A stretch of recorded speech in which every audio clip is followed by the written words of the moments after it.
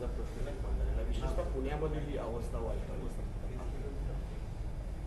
आणि असं आहे की पुण्यामध्ये गेले काही दिवस जे फुलं येतं आहे ती नव्या पिढीला व्यसनाधीन बनवण्यासाठी ज्या गोष्टीचा प्रचार किंवा विक्री केली जाते ती वाढलेली आहे असं दिसतंय. आणि हे वाढतं प्रमाण एकंदर कायदा आणि सुव्यवस्थेच्या दृष्टीनं अत्यंत घातक आहे.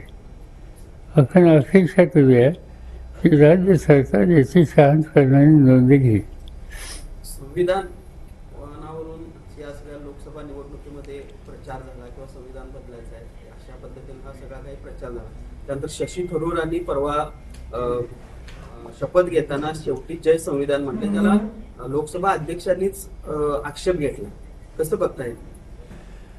असं आहे की शपथ घेताना त्याचा एक ध्यासा असतो, त्याच्या बाहेर जायचं नसतं.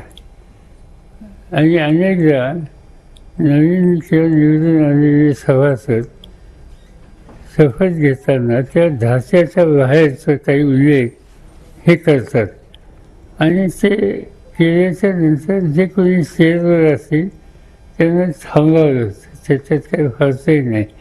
पण जय संविधान हे म्हणणं हा काय ऑब्जेक्शन किंवा कुणाला टीका नाही. कॉन्स्टिट्यूशनने देशाची शपथ मी घेतली.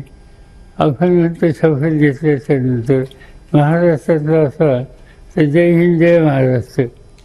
जय महाराष्ट्र म्हणजे काही गुन्हा नाही.